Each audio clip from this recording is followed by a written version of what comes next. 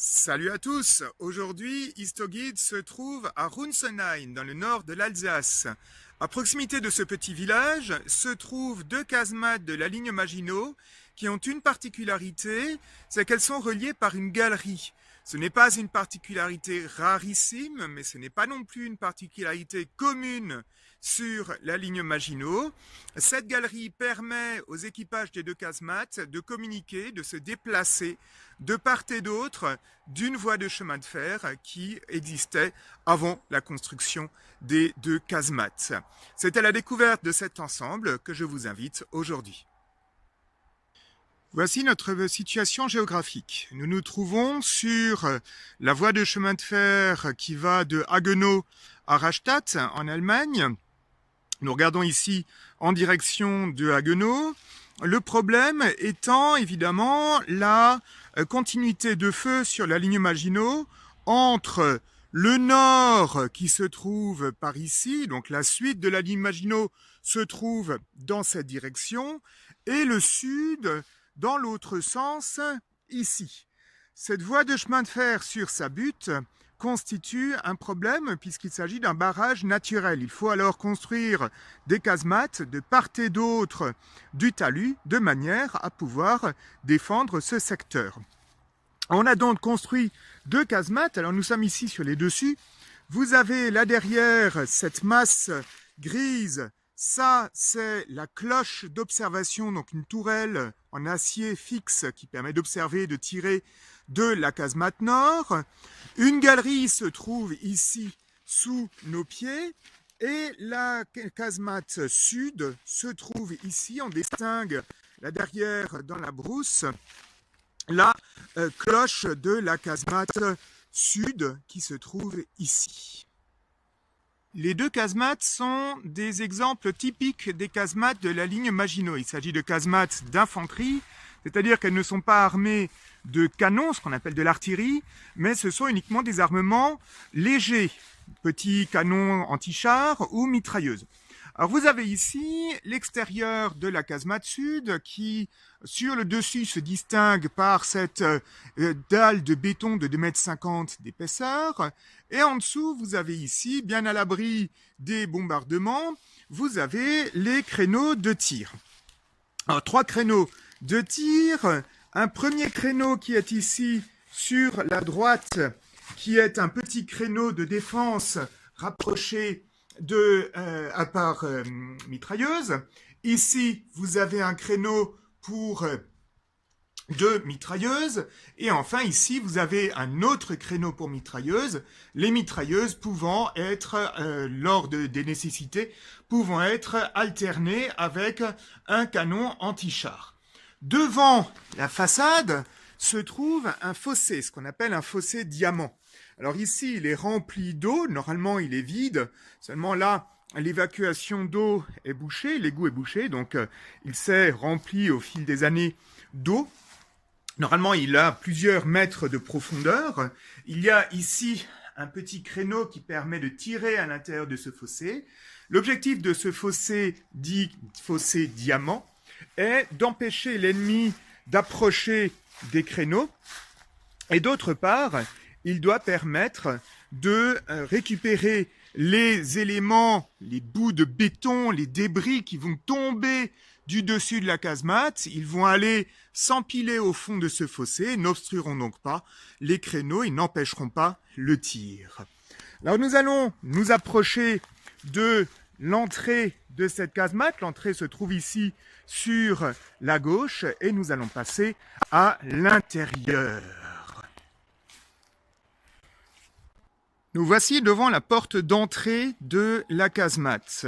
Alors celle-ci est une porte d'entrée typique de casemate Maginot. C'est une porte en acier, une porte blindée, avec dedans un petit créneau qui permet de défendre la porte avec un fusil mitrailleur. Juste à côté, on trouve un petit créneau qui permet de défendre l'accès à cette porte. Et en dessous, toujours un petit créneau qui permet de tirer dans le fossé diamant. Alors nous allons entrer à l'intérieur. À l'origine, il y avait ici un petit pont, ce qu'on appelle un pont mouvant, donc comme un pont-levis du Moyen-Âge, si vous voulez.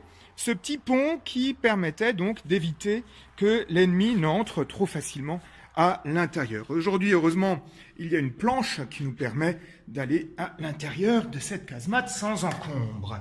Alors nous voilà à l'intérieur. Nous allons directement passer dans le vif du sujet. Nous allons directement tomber, après la seconde porte qui fait sas ici, nous allons tomber sur la galerie qui est ici, qui mène vers la casemate nord. Alors avant d'aller vers cette casemate nord, nous allons simplement jeter un œil aux éléments que l'on trouve dans cette casemate. Vous avez ici une dalle sur laquelle il y avait un petit moteur, petit générateur pour la production d'électricité. Ici, vous avez le puits. Là, une chambre de troupe. La casemate était prévue pour une vingtaine d'hommes à l'origine. Alors, il faut imaginer ici des lits accrochés au mur. La peinture bleue n'est pas d'origine, elle est beaucoup plus récente. Donc, vous avez ici des lits qui étaient accrochés. Donc, les hommes pouvaient ici se reposer dans une ambiance assez effroyable. Certains auteurs racontent la vie, qui ont vécu dans ces casemates, racontent la vie ici. L'un d'eux parle d'ambiance d'étuves et d'étables surchauffées. Donc vous imaginez un peu l'ambiance, la chaleur, l'humidité, les odeurs, c'est assez effroyable. Ici, un système de ventilation, celui-ci est assez exceptionnel puisqu'il est encore relativement en bon état. C'est de plus en plus rare sur la ligne Maginot de trouver des systèmes de ventilation en bon état. Ceux de la ligne Maginot sont particuliers. Ils ont la particularité d'être dotés de filtres à air. Cet élément rouge rond que vous avez ici, c'est un filtre à air. Le filtre à air permet de filtrer le gaz au cas où l'ennemi utiliserait des gaz de combat à l'extérieur pour pouvoir attaquer la casemate. On a tiré les enseignements de la Première Guerre mondiale. Nous entrons ici dans la chambre de tir. Donc nous sommes de l'autre côté des créneaux que nous avons vus tout à l'heure. Alors nous avons vu deux créneaux pour mitrailleuses. Donc il y avait celui-là et celui-ci. Celui-là, c'est le dernier que nous avons rencontré tout à l'heure. Je vous avais dit qu'on pouvait alterner les mitrailleuses avec un canon anti-char. Le canon anti-char était fixé sur ces rails, ici, ce qu'on appelle un palan. Donc fixé sur ce palan ici, et donc on pouvait le glisser pour le mettre en place dans ce créneau. La chambre de tir peut être mise ce qu'on appelle en surpression, c'est-à-dire qu'il va y avoir plus de pression atmosphérique à l'intérieur qu'à l'extérieur de la casemate. Grâce à ce tuyau ici, par ces petits trous, on va souffler de l'air de manière à ce que l'air extérieur ne puisse pas entrer à l'intérieur, ce qui permet d'évacuer les gaz de tir venant des armes, aussi bien que les éventuels gaz venant d'obus à gaz de l'extérieur. Alors nous allons jeter un dernier petit coup d'œil dans un coin là derrière et ensuite nous descendons dans la galerie. Alors nous allons, hop, voilà. Là vous aviez le petit créneau qui permettait de défendre l'extérieur devant les créneaux. Hop là, voilà, devant les créneaux, il était là dehors tout à l'heure. Et ici, le petit créneau qui permet de tirer dans le fossé diamant. Donc cette partie qui aujourd'hui est inondée. Ce que je voulais vous montrer ici, c'était cette partie-là. Nous avons là une échelle qui monte dans la cloche. Vous vous souvenez, cette tourelle blindée, cette cloche blindée fixe qui était sur le dessus de la casemate, elle est là. Alors ça servait aussi bien à l'observation qu'au tir.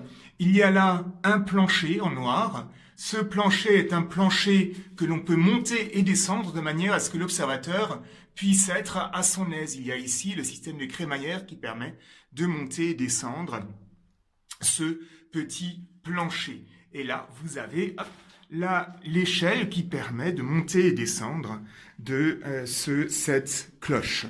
Alors nous allons maintenant nous diriger vers cette galerie, tout le monde l'attend, et nous allons passer vers la casemate nord. Alors on va descendre. Alors il faut bien comprendre, on ne va pas descendre très profondément. On descend simplement sous le talus de terre, on va être à vue de nez à entre 8 et 10 mètres de profondeur au maximum.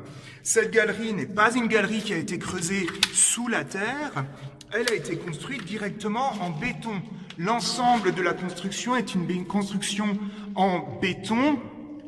Elle n'est pas très longue, elle fait quelques dizaines de mètres, elle doit faire dans les 30-40 mètres maximum de longueur, à peu près 1m65 de hauteur. Je fais 1m72 et je racle le plafond, donc ça doit faire à peu près 1m65. Et nous arrivons à la deuxième casemate, la casemate nord, qui est juste ici, devant nous. Alors on repère ici une porte, on a déjà passé une porte tout à l'heure, il y en a une autre ici, donc évidemment on peut complètement fermer cette casemate, il y a un petit créneau pour pouvoir s'attaquer à l'ennemi si jamais il passe d'une casemate à l'autre par la galerie, et hop, nous arrivons dans la deuxième casemate, nous arrivons dans la casemate nord. Alors celle-là est en bien moins bon état que la casemate sud. On retrouve ici une chambre de troupe avec sa ventilation intacte ici. Et on va passer là.